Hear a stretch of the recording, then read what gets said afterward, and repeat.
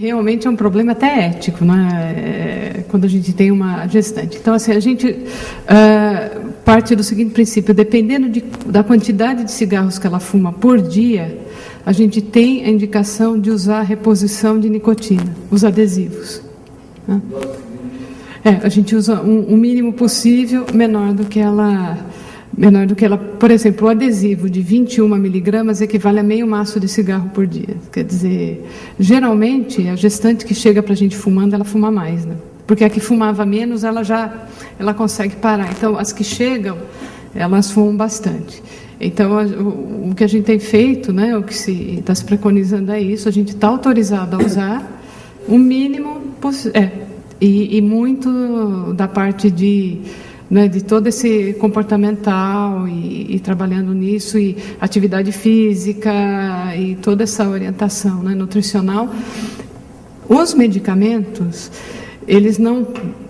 a gente evita, principalmente até o 3º mês. Então, a gente reserva, dentre eles, a bupropiona, para aqueles casos que são assim realmente...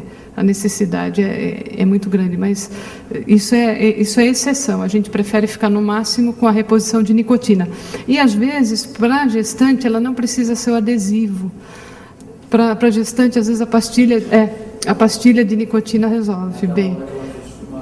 Exatamente. Em vez da gente preconizar para a gestante, porque, assim, quem não tem problema, a gente fala, olha, chupe uma pastilha de nicotina a cada 2 horas. Para a gestante, a gente deixa olha, você só usa a pastilha de nicotina quando você estiver mesmo com muita vontade de fumar. Aquelas 4.700... Sim, não, a gente sai sempre na vantagem, né? Pelo menos o oxigênio indo lá para a criança já é maior, né? Quem sabe a placenta já fica um pouquinho melhor, né? Sem dúvida.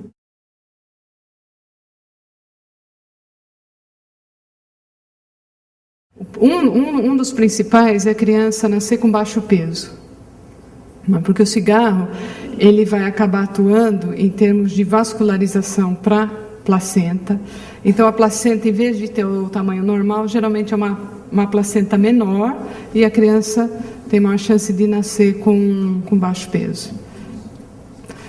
Existe uma maior chance de aborto nos primeiros 3 meses, que é um aborto espontâneo, nos primeiros 3 meses também. Isso é o dado que a gente tem, os mais importantes de literatura são esses. Eu gostaria também de lembrar que a nicotina passa para o leite materno, e passa muito, né? Ela passa bastante. Como?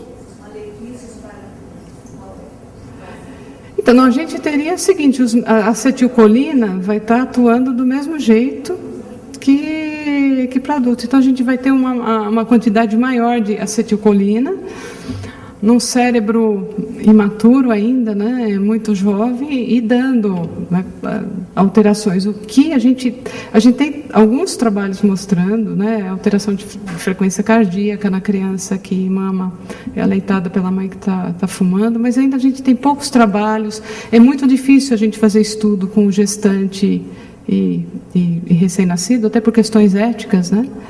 Então, é uma coisa muito difícil da gente fazer. Então, os trabalhos são mais avaliando o que a gente tem. Bruno, quer comentar? Complementar?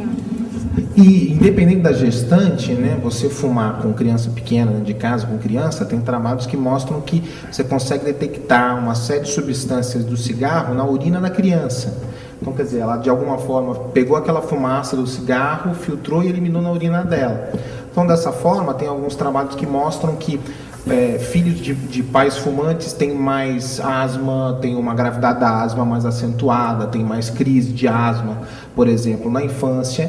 E, obviamente, da mesma forma como as substâncias estão se passando pelo corpo da mãe, né, você está fumando perto de uma criança que está numa fase da vida onde as células estão proliferando ativamente, né? Então as unidades funcionais do nosso corpo, elas estão proliferando de uma forma mais ativa na criança do que no indivíduo adulto.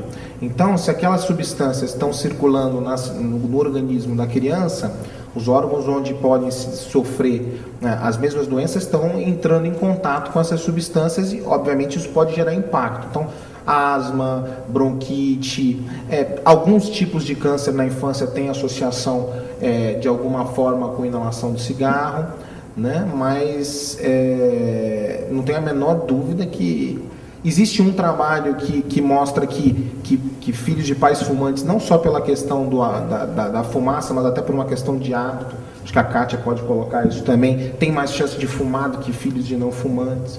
Então, tudo isso é muito importante, porque nossos filhos são a reprodução do que nós somos, né? Então, se a gente começar ensinando um hábito que mata mais, eu acho que não é a maneira mais adequada de conduzir essa situação.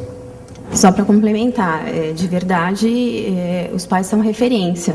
Então, a gente percebe estatisticamente que pais fumantes contribuem para os filhos fumarem